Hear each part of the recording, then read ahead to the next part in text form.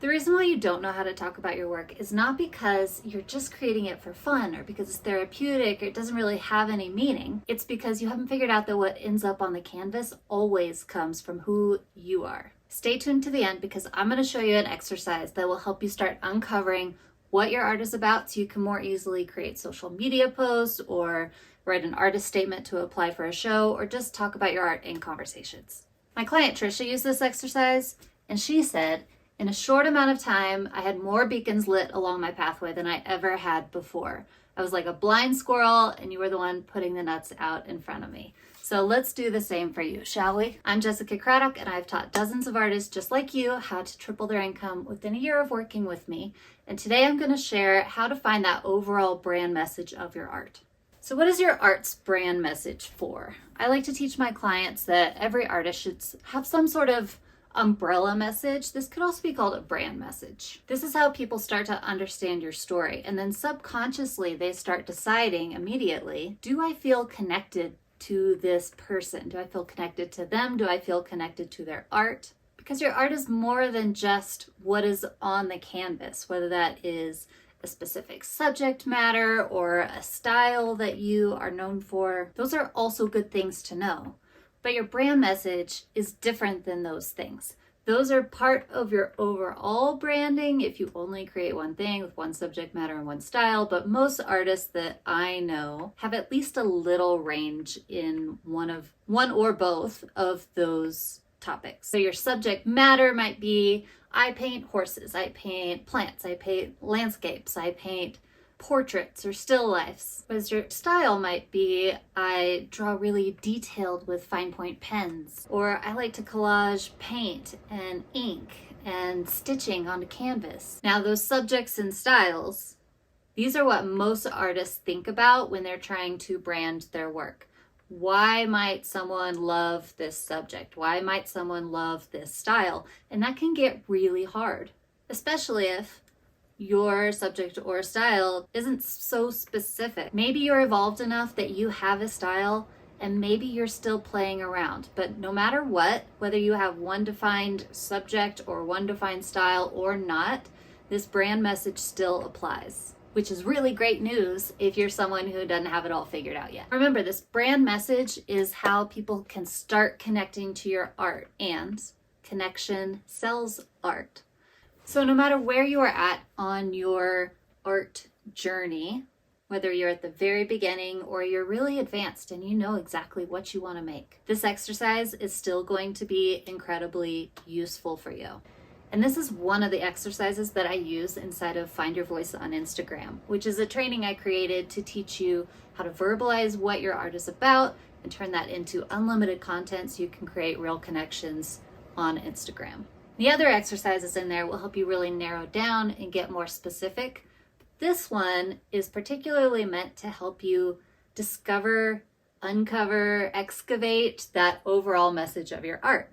So remember I said at the beginning that your art message comes actually from who you are. So now we're going to get into the nitty-gritty of how to figure out what is my brand message. And this is a really simple exercise. I mean, it sounds simple, but it will take a little bit of digging on your part. You can't just sit here and watch this video and at the end know exactly what it is. You're going to want to get a journal, piece of paper, a voice note, something to help you in this process, because just trying to think through it really doesn't work very well, is what I've discovered. So the first question you're going to ask yourself is, why do I create art? And I know, now you're like, duh, Jessica, I don't know the answer to that. That's why I'm asking you. Bear with me, okay? This works. Why do I create art? And I know I just said get a piece of paper, but just follow along for a minute. Go ahead and answer it. Why do I create art? First thing that pops out of your head, it doesn't have to be anything deep or meaningful or even profound. Okay, got it? Up here? Now ask yourself, why? Remember, I said this exercise wasn't super complicated, but it does take some digging. I'm going to make this up as we go along. So if your answer was, because it relaxes me, it's my therapy. Great.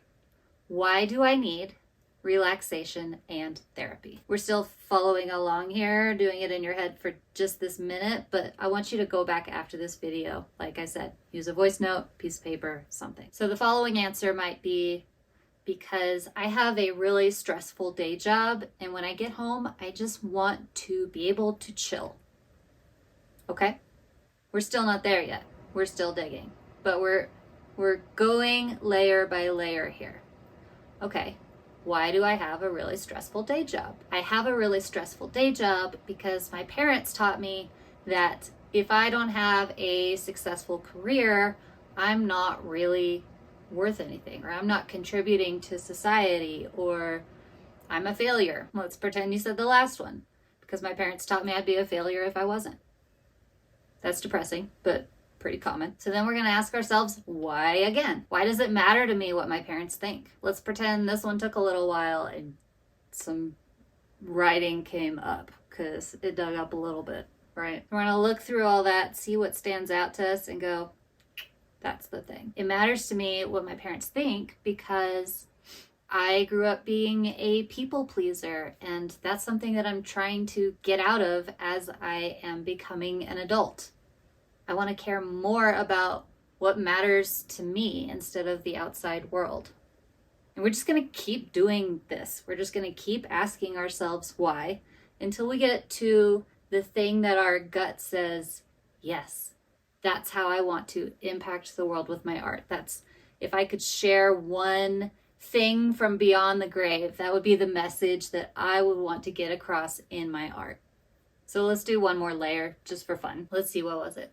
Why do I care about finding my own path and not caring so much about what the world thinks? So maybe your answer to that is, I've seen what can happen when people believe in themselves and follow their own path, and I'm trying to learn to do that for myself. Let's say that's about as far as we feel like we can go. When we said that, it just landed hard. We're like, yes, that's it. I know that I'm special, and I know that everyone else is special too. And when I believe it, I succeed. The thing about brand messages is, no matter what it is that you dig out, that you believe that is like this thing that you have to make real, that you have to strive towards, somebody else feels that too. And that's why brand messages are so powerful, because they relate to you, not to I paint horses, I painted abstract, etc. It's a much stronger connection. But yes, that's still a big idea. But when you are talking to a stranger, let's say, about why you make art, you can say, I am an artist and I make art about not following what the world wants, but figuring out what makes me special and how I can lean into that more every day. Boom. So if you want to explore this idea more, go down there, what's that called? The video description.